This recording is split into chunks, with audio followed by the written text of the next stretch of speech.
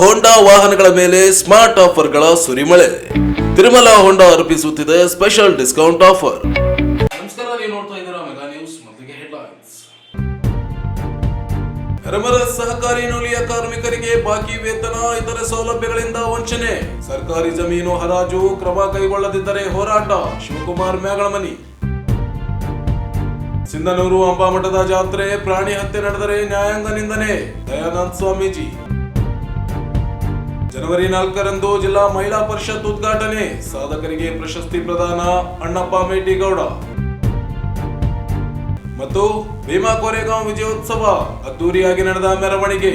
ಹೆರಮರಸ್ ನೂಲಿಗಿರಣಿಯಲ್ಲಿ ಕೆಲಸ ಮಾಡುತ್ತಿದ್ದ 550 ಕಾರ್ಮಿಕರಿಗೆ ಯಾವುದೇ ಬಾಕಿ ವೇತನ ಭತ್ಯೆಗಳನ್ನ ನೀಡದೆ ವಂಚಿಸಲಾಗಿದ್ದು, ಸರ್ಕಾರಿ ಭೂಮಿಯನ್ನ ಅನಧಿಕೃತವಾಗಿ ಹರಾಜು ಮಾಡಿ ಅನ್ಯಾಯ ಮಾಡಲಾಗಿದೆ. 1 ತಿಂಗಳೊಳಗೆ ಪ್ರಕರಣ ಇತ್ಯರ್ಥಗೊಳಿಸದೆ ಹೋದಲ್ಲಿ ನ್ಯಾಯಾಂಗ ಮೊರೆ ಜೊತೆಗೆ ಕಾರ್ಮಿಕರ ಅನಿರ್ದಿಷ್ಟಾವಧಿ ಹೋರಾಟ ನಡೆಸಲಾಗುತ್ತದೆ ಎಂದು ಹೋರಾಟಗಾರ ಶಿವಕುಮಾರ್ ಮ್ಯಾಗಳಮನಿ ಹೇಳಿದರು.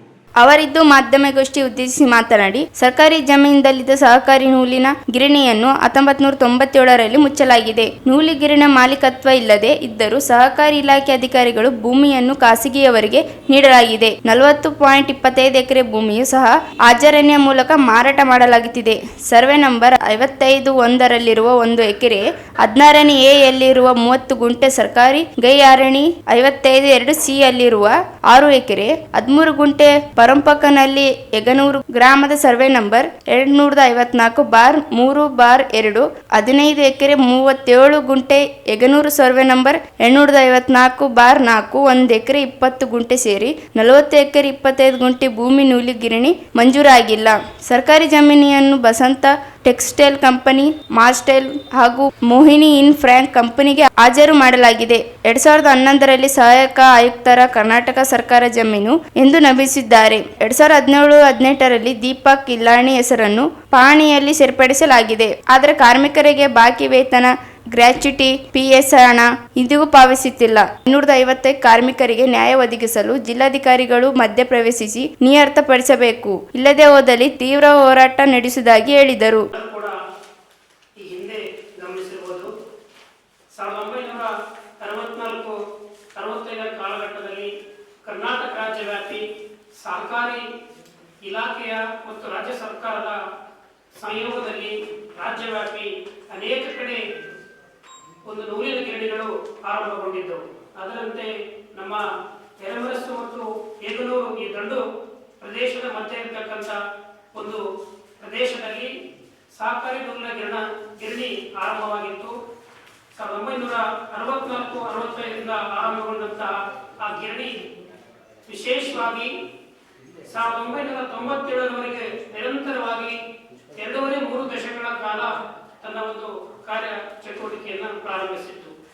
ಅದಾದ ನಂತರ ಕಾರಣಾಂತರಗಳಿಂದ ಯಂತ್ರೋಪಕರಣ ದೋಷಗಳು ಮತ್ತು ಸರ್ಕಾರದ ನಿರ್ಲಕ್ಷ್ಯ ಧೋರಣೆಯಿಂದ ನಾನಾ ಕಾರಣ ಇಟ್ಕೊಂಡು 1992ರಲ್ಲಿ ಗಿರಣಿಯನ್ನ ಬಂದ್ ಮಾಡಲಾಯಿತು. ಸೊ ಆ ಗಿರಣಿಯಲ್ಲಿ 550ಕ್ಕೂ ಅಧಿಕ ಕಾರ್ಮಿಕರು ತಮ್ಮ ಕೆಲಸವನ್ನ ಅದರ ಭಾಗವಾಗಿ ಪ್ರೊಡಕ್ಷನ್ ಅಲ್ಲಿ ಇದ್ದರು. ಆ ಗಿರಣಿ ಮುಚ್ಚಿದಂತ ಸಂದರ್ಭದಲ್ಲಿ ಆ 550 ಕಾರ್ಮಿಕರೆಲ್ಲ 550 ಕುಟುಂಬಗಳು ಬೀದಿಗೆ ಬಿದ್ದಂತ ಒಂದು ನಿದರ್ಶನ ದುರಂತ ಇವತ್ತಿಗೂ ಕೂಡ ನಮ್ಮ ಕಣ್ಣ ಮುಂದೆ ಇರುವುದನ್ನ ನಾವೆಲ್ಲರೂ ಕೂಡ ಕಾಣ್ತೀವಿ. ಆ ಗಿರಣಿ ಮುಚ್ಚಿದ ಅಂದಿನಿಂದಲೂ ಕೂಡ ವಿಶೇಷವಾಗಿ ಗಿರಣಿಯನ್ನ ಪುನರಾರಂಭಿಸಬೇಕು. ಇಲ್ಲದೆ ಹೋದ್ರೆ ಅಲ್ಲಿ ಕಾರ್ಯನಿರ್ವಹಿಸುವಂತಹ ಎಲ್ಲಾ ಕಾರ್ಮಿಕರಿಗೆ, ಆ ಕುಟುಂಬಗಳಿಗೆ ಪುನರ್ವಸತಿ ಸೌಕರ್ಯವನ್ನ ಅಥವಾ ಪರ್ಯಾಯ ವ್ಯವಸ್ಥೆಯನ್ನ ಕಲ್ಪಿಸಬೇಕಂತೇಳಿ ನಮ್ಮ ರುದ್ರಗೌಡರ ನೇತೃತ್ವದಲ್ಲಿ ಮತ್ತು ಇತರ ಸಂಘಟನೆಗಳ ಸಹಯೋಗದೊಂದಿಗೆ ಅನೇಕವಾದಂತಹ ಪ್ರಯತ್ನಗಳನ್ನ ನಿರಂತರವಾಗಿ ಮಾಡುತ್ತಾ ಬರ್ತಾ ಇದೆ. ಅಲ್ಲಿ ಕೆಲಸ ಮಾಡುವಂತ ಎಲ್ಲರೂ ಕೂಡ ಬಡ ಮತ್ತು ಮಧ್ಯಮ ವರ್ಗಕ್ಕೆ ಸೇರಿದಂತವರಾಗಿದ್ದರು. ಅವರೆಲ್ಲರೂ ಇವತ್ತು ಕನಿಷ್ಠ ಕೆಲಸ ಕಾರ್ಯಗಳಲ್ಲಿ ಇಡೀ ಜೀವನವನ್ನ ಆಶಾಭಾವನೆಯೊಂದಿಗೆ ಕಳೀತಾ ಇದ್ದಾರೆ. ಅನೇಕರಲ್ಲಿ ಮೃತರು ಕೂಡ ಆಗಿದ್ದಾರೆ. ಇವತ್ತು ಕೂಡ ಅವರಿಗೆ ನ್ಯಾಯ ಕೊಡಲಿಕ್ಕೆ ಸಾಧ್ಯ ಆಗಿಲ್ಲ. ಆಮೇಲೆ 2006ರಲ್ಲಿ ಈ ಎಲ್ಲ ಬೆಳವಣಿಗೆಯ ನಂತರ 2006ರಲ್ಲಿ ಆ ಗಿರಣಿಯ ಯಂತ್ರೋಪಕರಣಗಳನ್ನ, ವಿಶೇಷವಾಗಿ ಅದಕ್ಕೆ ಸಂಬಂಧಿಸಿದಂತಹ ಒಂದು ಚರ ಮತ್ತು ಸ್ಥಿರ ಆಸ್ತಿಗಳನ್ನ ಹರಾಜು ಪ್ರಕ್ರಿಯೆಗೆ ಒಳಪಡಿಸಿ ಯಾರು ಹೆಚ್ಚಿನ ಪೀಳಿಗೆ ಹರಾಜನ್ನು ಪಡ್ಕೊಳ್ತಾರೆ, ಆ ಒಟ್ಟು ಹರಾಜು ಪ್ರಕ್ರಿಯೆಯಲ್ಲಿ ಬಂದಂತ ಒಂದು ಮೊತ್ತವನ್ನ ಕಾರ್ಮಿಕರಿಗೆ ನೀಡಬೇಕು. ಮತ್ತೆ ಸರ್ಕಾರದಲ್ಲಿ ಗಿರಣಿ ಭಾಗವಾಗಿ ಬಾಕಿ ಇರ್ತಕ್ಕಂಥ ಯಾವುದಾದ್ರೂ ಬಿಲ್ಲುಗಳಿದ್ರೆ ಅಥವಾ ಟ್ಯಾಕ್ಸ್ಗಳಿದ್ರೆ ಕಟ್ಟಬೇಕನ್ನುವಂತ ಒಂದು ಸುತ್ತೋಲೆಯನ್ನು ಕೂಡ ಅವತ್ತು ಹೊರಡಿಸ್ತಾರೆ. ಸಹಕಾರಿ ಇಲಾಖೆ ಉಪನಿಬಂಧಕರು ಮತ್ತೆ ಇತರರ ಸಮಕ್ಷಮದಲ್ಲಿ ಅದಾಗ್ತದೆ. ಅದಕ್ಕೆ ಸಂಬಂಧಪಟ್ಟಂತೆ ಸರ್ಕಾರದ ಅನೇಕ ಸುತ್ತೋಲೆಗಳಿವೆ. ಅವತ್ತಿನ ಜಿಲ್ಲಾಧಿಕಾರಿಗಳು ಮತ್ತೆ ಸಂಬಂಧಪಟ್ಟಂತ ಜಾಯಿಂಟ್ ರಿಜಿಸ್ಟರ್ ಗುಲ್ಬರ್ಗದವರು ಎಲ್ಲರೂ ಕೂಡ ಅದರ ಭಾಗವಾಗಿ ಕೆಲಸ ಮಾಡಿದ್ದಾರೆ. ಆದ್ರೆ 2006ರಲ್ಲಿ ಆದಂತ ಪ್ರಕ್ರಿಯೆಯಲ್ಲಿ ಒಂದು ದೊಡ್ಡ ಲೋಪದೋಷವನ್ನ ಇಲ್ಲಿ ಸಂಬಂಧಪಟ್ಟಂತ ಇಲಾಖೆಗಳು ಎಸಗಿದ್ದಾರೆ. ಅದೇನಪ್ಪ ಅಂದ್ರೆ ಚರ ಮತ್ತು ಸ್ಥಿರ ಆಸ್ತಿಗಳನ್ನ ಮಾರಾಟ ಮಾಡಲಿಕ್ಕೆ ಅಥವಾ ಹರಾಜು ಪ್ರಕ್ರಿಯೆ ಒಳಪಡಿಸಲಿಕ್ಕೆ ಅವಕಾಶ ಇದ್ದಂತ ಸಂದರ್ಭದಲ್ಲಿ ಇವರುಗಳು ವಿಶೇಷವಾಗಿ ಸರ್ಕಾರದ ಕೆಲವು ಅಧಿಕಾರಿಗಳು ಶಾಮೀಲಾಗಿ ಏನು ಒಂದು ಹರಾಜು ಪ್ರಕ್ರಿಯೆಯಲ್ಲಿ ಈ ಗಿರಣಿಗೆ ಸೇರಿದಂತ ಸುಮಾರು 4 ವಿವಿಧ ಸರ್ವೆ ನಂಬರ್ ಎರಮದಸ್ಸು ಮತ್ತು ಏಗನೂರು ಸೀಮಾಂತರ ವ್ಯಾಪ್ತಿಯ ಮೆನ್ಷನ್ ಮಾಡಿ ಆ ಸರ್ವೆ ನಂಬರ್ಗಳಿಗೆ ಸೇರಿದಂತ 40 ಎಕರೆ 25 ಗುಂಟೆಗೂ ಅಧಿಕ ಜಮೀನನ್ನ ಒಂದು ಅವರಿಗೆ ಹರಾಜು ಮಾಡಿದೀವಿ ಅಂತೇಳಿ ಬಸಂತ ಟೆಕ್ಸ್ಟೈಲ್ಸ್ ಅಂತಕ್ಕಂತ ಒಂದು ಕಂಪನಿಗೆ ಅವರು ನೇರವಾಗಿ ಬೀಡನ್ನು ಮಾಡ್ತಾರೆ. ಅನಂತರದಲ್ಲಿ ಅದಕ್ಕೆ ಒಳಪಡ್ತಕ್ಕಂತ 2-3 ಕಂಪನಿಗಳು ಅದರ ನಂತರದಲ್ಲಿ ಹೆಚ್ಚಿನ ಬೆಳೆಗೆ ಖರೀದಿ ಮಾಡಿ ಕೊನೆಯದಾಗಿ ಒಂದು ಶಿಲ್ಪ ಆಂಟಿಬಯೋಟಿಕ್ ಏನಿದೆ ಈ ಭಾಗದಲ್ಲಿ ಅದರ ಒಂದು ಭಾಗವಾಗಿರ್ತಕ್ಕಂಥ ಮೊಗಿನಿ ಇನ್ಫ್ರಾ ಅಂತಕ್ಕಂಥ ಒಂದು ಕಂಪನಿ ಆ ಒಂದು ಒಟ್ಟು ಭೂಮಿಯನ್ನ ಕಬಳಿಸುವಂತ ಹೊನ್ನವರನ್ನು ಮಾಡಿದೆ. ಅವ್ರೇನ್ ಮಾಡ್ತಾರೆ, ಫಸ್ಟ್ ಅವರಿಗೆ ಸೇಲ್ ಡೀಡ್ ಆಗ್ತದೆ, ಆಮೇಲೆ ಸಹಕಾರಿ ಇಲಾಖೆಯವರು FTA STA ದರ್ಜೆ ಅಧಿಕಾರಿ ನೇಮಕ ಮಾಡ್ತಾರೆ, ಅವರು ಇವರಿಗೆ ಕನ್ವೆನ್ಷನ್ ಡೀಡ್ ಮಾಡಿ ಕೊಡ್ತಾರೆ.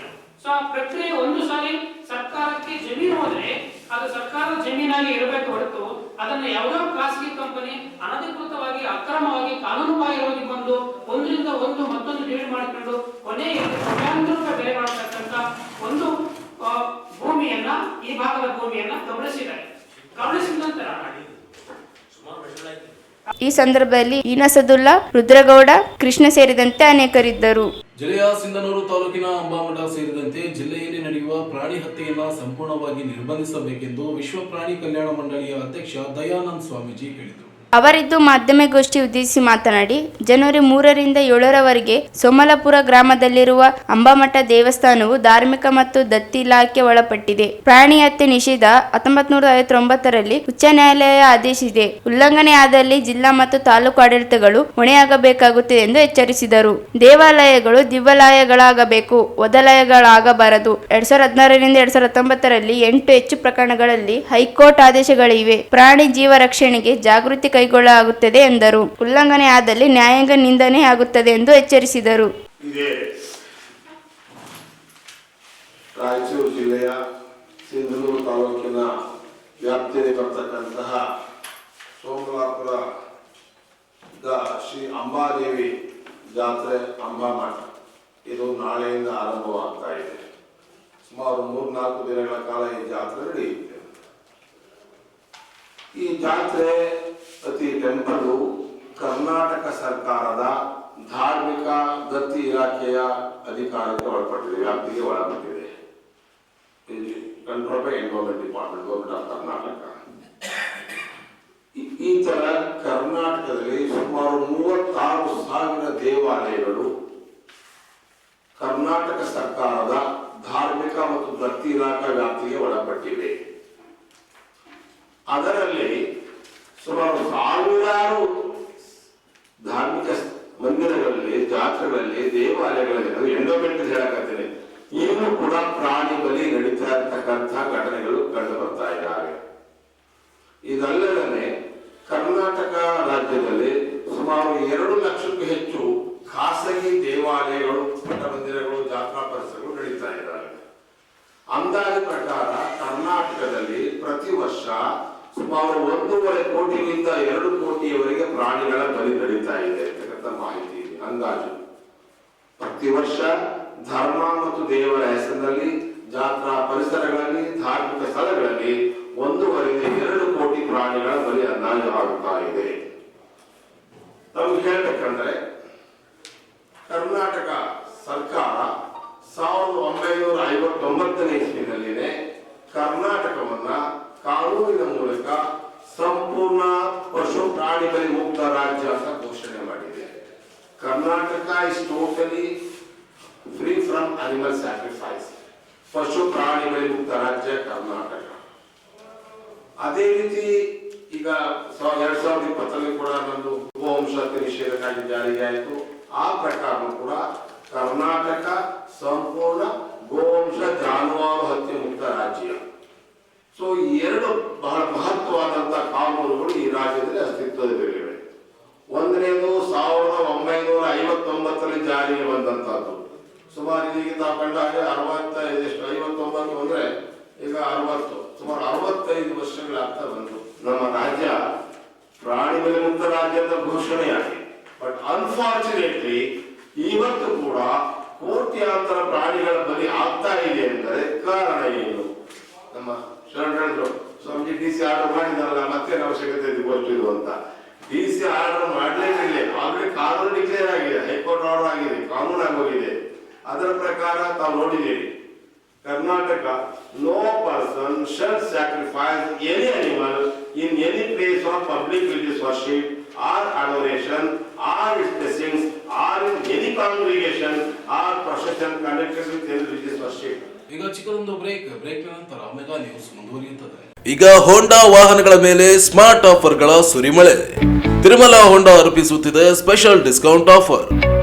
ಲಿಯೋ ಮತ್ತು ಶೈನ್ 100 DX ವಿಶೇಷ discount. Activa 110 smart, Activa 120 smart key ತಂತ್ರಜ್ಞಾನದ ಜೊತೆಗೆ ಸೂಪರ್ ಆಫರ್.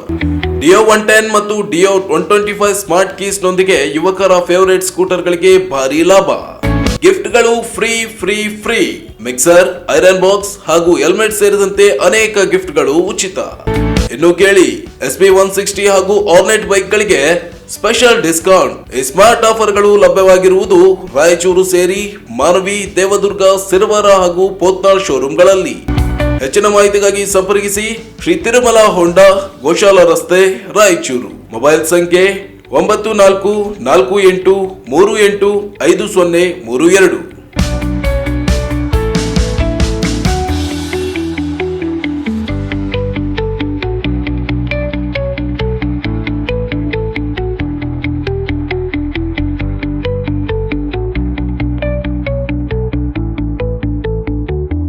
ಬ್ರೇಕ್ ನಂತರ ಮತ್ತೆ ಮೆಗಾ ನ್ಯೂಸ್ಗೆ ಸ್ವಾಗತ. ಮಹಿಳಾ ಸಾಹಿತ್ಯ ಪರಿಷತ್ ಉದ್ಘಾಟನೆ, ನೂತನ ಪದಾಧಿಕಾರಿಗಳ ಪದಗ್ರಹಣ ಹಾಗೂ ಪ್ರಶಸ್ತಿ ಪ್ರದಾನ ಸಮಾರಂಭ ಡಿಸೆಂಬರ್ 4ರಂದು ನಗರದ ಕನ್ನಡ ಭವನದಲ್ಲಿ ಬೆಳಗ್ಗೆ 10 ಗಂಟೆಗೆ ನಡೆಯಲಿದೆ ಎಂದು ಪರಿಷತ್ನ ಸಂಸ್ಥಾಪಕ ಅಣ್ಣಪ್ಪ ಮೇಟಿಗೌಡ ಹೇಳಿದರು. ಅವರಿದ್ದು ಮಾಧ್ಯಮಗೋಷ್ಠಿ ಉದ್ದೇಶಿಸಿ ಮಾತನಾಡಿ, ಕಾರ್ಯಕ್ರಮವನ್ನು ರಾಜ್ಯೋತ್ಸವ ಪ್ರಶಸ್ತಿ ಪುರಸ್ಕೃತೆ ಡಾಕ್ಟರ್ ಲಕ್ಷ್ಮೀ ಮಂಗಳಮೂರ್ತಿ ಉದ್ಘಾಟಿಸಿದ್ದಾರೆ. ಪ್ರಶಸ್ತಿಗಳನ್ನು ನಗರ ಶಾಸಕ ಡಾಕ್ಟರ್ ಶಿವರಾಜ್ ಪಾಟೀಲ್, ಗ್ರಾಮೀಣ ಶಾಸಕ ದದ್ದಲ್ ಬಸನಗೌಡ ಪ್ರದಾನ ಮಾಡಲಿದ್ದಾರೆ. ಅಧ್ಯಕ್ಷರನ್ನು ಪರಿಷತ್ ನೂತನ ಅಧ್ಯಕ್ಷ ಡಾಕ್ಟರ್ ಸರ್ವಮಂಗಳ ಸಂಕ್ರಿ ವಹಿಸಲಿದ್ದಾರೆ. ಮುಖ್ಯ ಅತಿಥಿಗಳಾಗಿ ದೇವದುರ್ಗ ಶಾಸಕಿ ಜಿ ಕರಿಯಮ್ಮ ನಾಯಕ್, ಡಾಕ್ಟರ್ ಅರುಣ ಹಿರಮಠ್, ಸಾಹಿತ್ಯ ಪರಿಷತ್ ಅಧ್ಯಕ್ಷ ರಂಗಣ್ಣ ಪಾಟೀಲ್ ಅಲ್ಗುಂಡಿ, ಸರ್ಕಾರಿ ನೌಕರರ ಸಂಘದ ಅಧ್ಯಕ್ಷ ಕೃಷ್ಣ ಶವಂತಗೇರ, ಕೆಪಿಸಿಸಿ ಉಪಾಧ್ಯಕ್ಷ ಶ್ರೀದೇವಿ ನಾಯಕ್, ಮಹಿಳಾ ಕಾಂಗ್ರೆಸ್ ಅಧ್ಯಕ್ಷ ನಿರ್ಮಲಾ ಬೆಣ್ಣೆ, ಬಿಜೆಪಿ ಮಹಿಳಾ ಮೋರ್ಚಾ ಅಧ್ಯಕ್ಷ ವಿಜಯ ರಾಜೇಶ್ವರಿ ನಾಗರತ್ನ, ಬಿ ಪಾಟೀಲ್, ವೆಂಕಣ್ಣಗೌಡ ವಟ್ಟಗಲ್ ವಹಿಸಲಿದ್ದಾರೆ. ಪದಾಧಿಕಾರಿಗಳ ಪದಗ್ರಹಣವನ್ನು ವೀರಶೈವ ಲಿಂಗಾಯತ ಮಹಾಸಭಾನದ ಅಧ್ಯಕ್ಷ ಚಂದ್ರಶೇಖರ್ ಪಾಟೀಲ್ ಮಿರ್ಜಾಪುರ್ ಚಾಲನೆ ನೀಡಲಿದ್ದಾರೆ. ಡಿವೈಎಸ್ಪಿ ಇ ಶಾಂತವೀರ ಹಾಗೂ ನಿವೃತ್ತ ಶಿಕ್ಷಣಾಧಿಕಾರಿ ಇಂದಿರಾ ಇವರಿಗೆ ವಿಶೇಷ ಸನ್ಮಾನ ಕಾರ್ಯಕ್ರಮವನ್ನು ನಡೆಯಲಿದೆ. ರಿಷಿಕಾ ಸಿದ್ದಯ್ಯ, ಸಾನ್ವಿ ಸಿದ್ದಯ್ಯ, ಚಂದನ ಹಿರೇಮಠ ಹಾಗೂ ಸಿಗ್ನೇಚರ್ ಡ್ಯಾನ್ಸ್ ಸ್ಟುಡಿಯೋ ಹಾಗೂ ಮೋನಿಕಾ ನೃತ್ಯ ಕಲಾ ಸಂಸ್ಥೆಯಿಂದ ಸಾಂಸ್ಕೃತಿಕ ಕಾರ್ಯಕ್ರಮಗಳು ನಡೆಯಲಿವೆ. ವಿವಿಧ ಕ್ಷೇತ್ರಗಳ ಸಾಧಕರಿಗೆ ಕಾಯಕ ವಿಭೂಷಣ್ ಪ್ರಶಸ್ತಿ ಪ್ರದಾನ ಮಾಡಲಾಗುತ್ತದೆ. ಶಿಕ್ಷಣ ಮತ್ತು ಸಮಾಜ ಸೇವೆಯಲ್ಲಿ ದಾನಮ್ಮ ಸುಭಾಷ್ ಚಂದ್ರ ತಡಕಲ್, ಸಮಾಜ ಸೇವೆಯಲ್ಲಿ ಈರಮ್ಮ ಗುಂಜಳ್ಳಿ, ಇನ್ನಾರ್ ವೀಲ್ ಕ್ಲಬ್ ಅಧ್ಯಕ್ಷ ಸುಷ್ಮಾ ಪತಾಂಗೆ, ಅಂತಾರಾಷ್ಟ್ರೀಯ ಕ್ರೀಡಾಪಟು ಕಲ್ಯಾಣಿ ಎಸ್ ಶಿವಮೊಗ್ಗ, ಕಲಾ ಸಂಕುಲ ಸಂಸ್ಥೆಯ ಅಧ್ಯಕ್ಷ ರೇಖಾ ಬಡಿಗೇರ್, ಮಸ್ಕಿ ಶಿಕ್ಷಕಿ ಜ್ಯೋತಿ ಚನ್ನಪ್ಪ ಮಾರಳದಿನ್ನಿ, ಅಂತಾರಾಷ್ಟ್ರೀಯ ಕ್ರೀಡಾಪಟು ಮೈಸೂರಿನ ಉಮಾ ಎಸ್ ಎಂ ರಂಗಭೂಮಿ ಕಲಾವಿದೆ, ದೀಪಾ ಜೋಗತಿ ಕಡಗದಿನ್ನಿ, ಆಕರ್ಷ ದೀಪಿ ಬುದ್ಧಿಮಾಂದ್ಯ, ಮಕ್ಕಳ ಶಾಲಾ ರೇಖಾ ವೈದ್ಯ, ಸಾಹಿತ್ಯ ಕ್ಷೇತ್ರದಲ್ಲಿ ಮಧುಕುಮಾರಿ ಪಾಂಡೆ, ಶ್ರೀ ರೋಗ ತಜ್ಞೆ ಡಾಕ್ಟರ್ ನರಸುಬಾಯಿ, ಸಂಶೋಧನೆಯಲ್ಲಿ ಡಾಕ್ಟರ್ ಗಂಗಮ್ಮ ಸತ್ಯಪೇಟೆ ಇವರಿಗೆ ಪ್ರದಾನ ಮಾಡಲಾಗುತ್ತದೆ. ಮಧ್ಯಾಹ್ನ 2:30 ಗಂಟೆಗೆ ಕವಿಗೋಷ್ಠಿ ನಡೆಯಲಿದ್ದು, ಗೋಷ್ಠಿಯನ್ನು ಸಾಹಿತಿ ವೀರ ಹನುಮಾನ ಉದ್ಘಾಟಿಸಿದ್ದಾರೆ. ಅಧ್ಯಕ್ಷವನ್ನು ಡಾಕ್ಟರ್ ರಾಜೇಶ್ರೀ ಕಲ್ಲೂರು ವಹಿಸಿಕೊಳ್ಳಿದ್ದಾರೆ. ಆಶಯ ನುಡಿಯನ್ನು ವೆಂಕಟೇಶ ಬಾಗಲವಾಡ ನಿರ್ವಹಿಸಿದ್ದಾರೆ. ಮುಖ್ಯ ಅತಿಥಿಗಳಾಗಿ ಸಾಹಿತಿ ಲಕ್ಷ್ಮೀದೇವಿ ಶಾಸ್ತ್ರಿ, ಛಾಯಾ ಕೋಳರ, ವೀರಪ್ಪ ಶಾಂಬುಂಗಿ, ಸುಮತಿ ಶಾಸ್ತ್ರಿ, ಶಾಂತ ಒಳಗಿನ ಮನೆ, ದೇವೇಂದ್ರಮ್ಮ, ರೇಖಾ ಪಾಟೀಲ್, ಸರಿತಾ ಮಹೇಶ್, ಮಹಂತೇಶ್ ಗವಿಗಟ್, ASK ಸ್ವಾಮಿ ಆಗಮಿಸಿದ್ದಾರೆ ಎಂದರು. ಕಲ್ಯಾಣ ಕರ್ನಾಟಕ ಭಾಗದಲ್ಲಿ ಮಹಿಳೆಯರಿಗಾಗಿ ಸಂಪೂರ್ಣವಾಗಿ ಅಂದರೆ ಹೆಚ್ಚಿನ ಅವಕಾಶವನ್ನು ಸಾಹಿತ್ಯಿಕವಾಗಿ ಹಾಗೆ ಶೈಕ್ಷಣಿಕವಾಗಿ ಸಾಮಾಜಿಕವಾಗಿ ಮಹಿಳೆಯರಿಗೆ ಹೆಚ್ಚಿನ ಪ್ರಾಶಸ್ತ್ಯವನ್ನ ನೀಡುವಂತಹ ಸಂಸ್ಥೆ ನಮಗೆ ಕಂಡು ಬಂದಿರೋದಿಲ್ಲ. ಹಾಗಾಗಿ ಆ ದೃಷ್ಟಿಯನ್ನು ಇಟ್ಕೊಂಡು ಈ ಒಂದು ಮಹಿಳಾ ಪರಿಷತ್ತನ್ನ ಒಂದು ಘಟಕವನ್ನಾಗಿ ಸ್ಥಾಪನೆ ಮಾಡಿದ್ದೇವೆ. ಇದಕ್ಕೆ ಬೇರೆ ಬೇರೆ ತರ್ಜುಮೆ ಅಂತ ಏನಿಲ್ಲ, ಕೇವಲ ಮಹಿಳಾ ಪರಿಷತ್ತಿನಲ್ಲಿ ಮಹಿಳೆಯರು ಮಾತ್ರ ಇರ್ಬೇಕನ್ನುವಂಥದ್ದು ಏನಿಲ್ಲ. ಮಹಿಳೆಯರಿಗೆ ಪುರುಷರು ಕೂಡ ಸಹಕಾರ ನೀಡುತ್ತಾ ಮಹಿಳಾ ಪರಿಷತ್ತನ್ನು ಬೆಳೆಸುವಂತಹ ಉದ್ದೇಶ ಕೇವಲ ನಮ್ಮ ಜಿಲ್ಲೆಗೆ ಮಾತ್ರವಲ್ಲ, ಬೇರೆ ಬೇರೆ ಜಿಲ್ಲೆಗೂ ಕೂಡ ವಿಸ್ತರಿಸುವಂತಹ ಒಂದು ಗುರಿಯನ್ನ ಇಟ್ಟುಕೊಂಡಿದ್ದೇವೆ. ಇದಕ್ಕೆ ಮಹಿಳಾ ಪರಿಷತ್ತಿನಲ್ಲಿ ಹೆಚ್ಚಿನ ಪ್ರಶಸ್ತಿ ಅಂದ್ರೆ ಒಂದು 80ರಿಂದ 90% ಭಾಗ ಮಹಿಳೆಯರಿದ್ದು, ಮಹಿಳೆಯರಿಗೆ ಹೆಚ್ಚಿನ ಸಾಧಕರನ್ನು ಗುರುತಿಸುವಂಥದ್ದು, ಅವರಿಗೆ ಒಂದು ವೇದಿಕೆಗಳನ್ನು ನೀಡುವಂತಹದ್ದು ಇದರ ಮುಖ್ಯ ಉದ್ದೇಶವಾಗಿದೆ. ಇಂತಹ ಒಂದು ಮಹಿಳಾ ಪರಿಷತ್ತಿನ ಉದ್ಘಾಟನಾ ಕಾರ್ಯಕ್ರಮವನ್ನ ನಾವು ಜನವರಿ 4ರಂದು ನಗರದ ಕನ್ನಡ ಭವನದಲ್ಲಿ ಬೆಳಗ್ಗೆ 10 ಗಂಟೆಯಿಂದ ಸಂಜೆ 5 ಗಂಟೆಯವರೆಗೂ ಹಮ್ಮಿಕೊಂಡಿದ್ದೇವೆ. ಕಾರ್ಯಕ್ರಮದಲ್ಲಿ ಸಾಹಿತ್ಯ, ಸಾಂಸ್ಕೃತಿಕ, ಸಂಗೀತ ಕಾರ್ಯಕ್ರಮಗಳನ್ನು ಕೂಡ ನಡೆಸಿಕೊಳ್ಳಲಾಗ್ತಾ ಇದೆ. ಈ ಒಂದು ಉದ್ಘಾಟನಾ ಕಾರ್ಯಕ್ರಮಕ್ಕೆ ಹಿರಿಯ ಸಾಹಿತಿಗಳಾಗಿರ್ತಕ್ಕಂತಹ ಡಾಕ್ಟರ್ ಜಯಲಕ್ಷ್ಮಿ ಮಂಗಳಮೂರ್ತಿ ಅವರು ಉದ್ಘಾಟಕರಾಗಿ ಆಗಮಿಸಲಿದ್ದಾರೆ. ಹಾಗೆ ಪ್ರಶಸ್ತಿ ಪ್ರದಾನವನ್ನ ಡಾಕ್ಟರ್ ಶಿವರಾಜ್ ಪಾಟೀಲ್ ಹಾಗೂ ಬಸನಗೌಡ ದದ್ದಲ್ ಶಾಸಕರು ಹಾಗೂ ಸುರೇಶ್ ಕುಮಾರ್ ಅವರು ನೀಡ್ತಾ ಇದ್ದಾರೆ. ಹಾಗೆ ಈ ಒಂದು ಕಾರ್ಯಕ್ರಮದ ಅಧ್ಯಕ್ಷತೆಯನ್ನ ನಮ್ಮ ಸಂಸ್ಥಾಪಕ ಅಧ್ಯಕ್ಷರಾಗಿರುವಂತಹ ಡಾಕ್ಟರ್ ಸರ್ವಮಂಗಳ ಸಕ್ರಿ ಅವರು ವಹಿಸಿಕೊಳ್ಳಲಿದ್ದಾರೆ. ಪ್ರಾಸ್ತಾವಿಕವಾಗಿ ನಾನು ಅಣ್ಣಪ್ಪ ಮೇಟಿಗೌಡ ಮಾತನಾಡಲಿದ್ದೇನೆ. ಹಾಗೆ ಸ್ವಾಗತವನ್ನ ಜಿಲ್ಲಾಧ್ಯಕ್ಷರಾಗಿರುವಂತಹ ಡಾಕ್ಟರ್ ಬಸಮ್ಮ ಹಿರೇಮಠರವರು ಮಾತನಾಡಲಿದ್ದಾರೆ. ಹಾಗೆ ಮುಖ್ಯ ಅತಿಥಿಗಳಾಗಿ ಶಾಸಕರಾಗಿರ್ತಕ್ಕಂಥ ಕರೆಮ ನಾಯಕ್ ಅವರು ಸೇರಿದಂತೆ ಅನೇಕರು ಪಾಲ್ಗೊಳ್ಳಲಿದ್ದಾರೆ. ಹಾಗೆ ಈ ಒಂದು ಕಾರ್ಯಕ್ರಮದಲ್ಲಿ ಪದಾಧಿಕಾರಿಗಳಾಗಿ ಆಯ್ಕೆ ಮಾಡಿದ್ದೀವಿ ಮಹಿಳಾ ಪರಿಷತ್ತಿಗೆ. ಆ ಒಂದು ಪದಗ್ರಹಣ ಕಾರ್ಯಕ್ರಮವನ್ನು ಕೂಡ ನಡೀತಾ ಇದೆ. ಅದನ್ನ ಚಂದ್ರಶೇಖರ್ ಮಿರ್ಜಾಪುರ್ ಅವರು, ನಾಗರತ್ನ ಬಿ ಪಾಟೀಲ್ ರವರು, ವೆಂಕನಗೌಡ ಒಟಗಲ್ ರವರು ನೆರವೇರಿಸಲಿದ್ದಾರೆ. ಈ ಒಂದು ಕಾರ್ಯಕ್ರಮದಲ್ಲಿ ವಿಶೇಷ ಸನ್ಮಾನವನ್ನ ಶೈಕ್ಷಣಿಕವಾಗಿ ಶಿಕ್ಷಣ ಇಲಾಖೆಯಲ್ಲಿ ಕೆಲಸ ಮಾಡಿ ನಿವೃತ್ತಿ ಹೊಂದಿದಂತಹ ಇಂದಿರಾ ಮೇಡಮ್ ಅವರಿಗೆ, ಹಾಗೆ ನಮ್ಮ ಬೆಂಗಳೂರು ಪ್ರೆಸ್ ಕ್ಲಬ್ ವತಿಯಿಂದ ಫ್ರೈಡ್ ಆಫ್ ಕರ್ನಾಟಕ ಪ್ರಶಸ್ತಿ ಪುರಸ್ಕೃತರಾಗಿರ್ತಕ್ಕಂಥ DYSP E ಶಾಂತಕುಮಾರ್ ಅವರಿಗೆ ವಿಶೇಷ ಸನ್ಮಾನವನ್ನು ಕೂಡ ಹಮ್ಮಿಕೊಂಡಿದ್ದೇವೆ. ಈ ಒಂದು ಕಾರ್ಯಕ್ರಮದಲ್ಲಿ 12 ಜನ ವಿವಿಧ ಕ್ಷೇತ್ರಗಳಲ್ಲಿ ಸಾಧನೆ ಮಾಡಿದ ಸಾಧಕಿಯರನ್ನು ಗುರುತಿಸಿ ಪ್ರಶಸ್ತಿಯನ್ನ ನೀಡ್ತಾ ಇದ್ದೇವೆ. ಹಾಗೆ ಮಧ್ಯಾಹ್ನ ಕವಿಗೋಷ್ಠಿಯನ್ನ ಹಮ್ಮಿಕೊಂಡಿದ್ದೇವೆ. ಉದ್ಘಾಟನೆಯನ್ನ ನಮ್ಮ ಹಿರಿಯ ಸಾಹಿತಿಗಳಾಗಿರತಕ್ಕಂಥ ವೀರ ಹನುಮಾನ್ ಅವರು ಉದ್ಘಾಟಿಸಲಿದ್ದಾರೆ. ಕಾರ್ಯಕ್ರಮದ ಕವಿಗೋಷ್ಠಿಯ ಅಧ್ಯಕ್ಷತೆಯನ್ನ ಡಾಕ್ಟರ್ ರಾಜಶ್ರೀ ಕಲ್ಲೂರ್ಕರ್ ಸಾಹಿತಿಗಳು ಅವರು ವಹಿಸಿಕೊಂಡಿದ್ದಾರೆ. ಈ ಒಂದು ಕವಿಗೋಷ್ಠಿಯ ಕಾರ್ಯಕ್ರಮಗಳಲ್ಲಿ ಮುಖ್ಯ ಅತಿಥಿಗಳಾಗಿ ಕವಿಗಳು, ಸಾಹಿತಿಗಳು ಕೂಡ ಉಪಸ್ಥಿತರಿರುತ್ತಾರೆ. ಹಾಗೆ ಕವಿಗೋಷ್ಠಿಯಲ್ಲಿ 15 ಜನ ಕವನ ವಾಚನವನ್ನ ಮಾಡಲಿದ್ದಾರೆ. ಈ ಒಂದು ಮಹಿಳಾ ಪರಿಷತ್ ಈಗ ತಾನೇ ಉದಯಿಸಿದೆ. ಇದು ಮೊದಲ ಉದ್ಘಾಟನಾ ಕಾರ್ಯಕ್ರಮ. ಇನ್ನೂ ಬಹಳಷ್ಟು ಕಾರ್ಯಕ್ರಮಗಳನ್ನ ಮಾಡುವಂತಹ ಗುರಿ ಹೊಂದಿದ್ದೇವೆ. ಒಂದೇ ಸರಿ ಎಲ್ಲರಿಗೂ ವೇದಿಕೆಯನ್ನ ನೀಡಲು ಸಾಧ್ಯವಿಲ್ಲ. ಹಾಗಾಗಿ ಈ ಸಂದರ್ಭದಲ್ಲಿ ಡಾಕ್ಟರ್ ಸರ್ವಮಂಗಳ ಸಕ್ರಿ, ಸರಿತಾ ಮಹೇಶ್, ಧರ್ಮವತಿ S ನಾಯಕ ಉಪಸ್ಥಿತಿದ್ದರು. ಭೀಮಾ ಕೋರೆಗಾಂವ್ ವಿಜಯೋತ್ಸವದ ಅಂಗವಾಗಿ ಭೀಮಾ ಕೋರೆಗಾಂವ್ ಯುವ ಪಡೆಯಿಂದ ಗುರುವಾರ ಸಂಜೆ ವಿಜಯೋತ್ಸವ ಯಾತ್ರೆಯನ್ನು ನಡೆಸಲಾಯಿತು. ನಗರದ ನೇತಾಜಿ ವೃತ್ತದಿಂದ ಡಾಕ್ಟರ್ BR ಅಂಬೇಡ್ಕರ್ ವೃತ್ತದವರೆಗೆ ಭೀಮಾ ಕೋರೆಗಾಂವ್ ಘೋಷಣೆಗಳನ್ನು ಹಾಕುತ್ತಾ ನೂರಾರು ಸಂಖ್ಯೆಯಲ್ಲಿ ವಿವಿಧ ಘಟನೆಗಳ ಮುಖಂಡರು, ಪ್ರಮುಖರು ಮೆರವಣಿಗೆಯಲ್ಲಿ ಪಾಲ್ಗೊಂಡರು. ನಂತರ ಅಂಬೇಡ್ಕರ್ ವೃತ್ತದಲ್ಲಿ ಅಂಬೇಡ್ಕರ್ ಪುತ್ಥಳಿಗೆ ಮಾಲಾರ್ಪಣೆ ಮಾಡಲಾಯಿತು.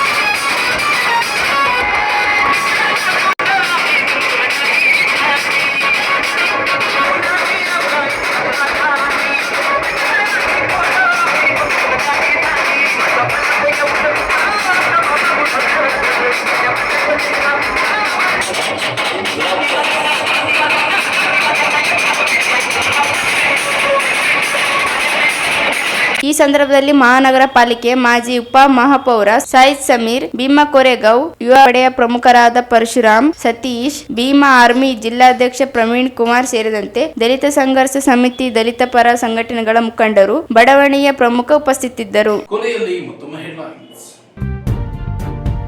ಹೆರಮರಸ್ ಸಹಕಾರಿ ನೂಲಿಯ ಕಾರ್ಮಿಕರಿಗೆ ಬಾಕಿ ವೇತನ, ಇತರೆ ಸೌಲಭ್ಯಗಳಿಂದ ವಂಚನೆ. ಸರ್ಕಾರಿ ಜಮೀನು ಹರಾಜು ಕ್ರಮ ಕೈಗೊಳ್ಳದಿದ್ದರೆ ಹೋರಾಟ. ಶಿವಕುಮಾರ್ ಮ್ಯಾಗಳಮನಿ. ಸಿಂಧನೂರು ಅಂಬಾಮಠದ ಜಾತ್ರೆ, ಪ್ರಾಣಿ ಹತ್ಯೆ ನಡೆದರೆ ನ್ಯಾಯಾಂಗ ನಿಂದನೆ. ದಯಾನಂದ ಸ್ವಾಮೀಜಿ. ಜನವರಿ 4ರಂದು ಜಿಲ್ಲಾ ಮಹಿಳಾ ಪರಿಷತ್ ಉದ್ಘಾಟನೆ, ಸಾಧಕರಿಗೆ ಪ್ರಶಸ್ತಿ ಪ್ರದಾನ. ಅಣ್ಣಪ್ಪ ಮೇಟಿಗೌಡ. ಮತ್ತು ಭೀಮಾ ಕೊರೆಗಾಂವ್ ವಿಜಯೋತ್ಸವ ಅದ್ದೂರಿಯಾಗಿ ನಡೆದ ಮೆರವಣಿಗೆ. ಇಷ್ಟು ಇವತ್ತಿನ ಸುದ್ದಿ. ಪ್ರಮುಖ ಸುದ್ದಿಗಳಿಗಾಗಿ ನೋಡ್ತಾ ಇರಿ ಮೆಗಾ ನ್ಯೂಸ್.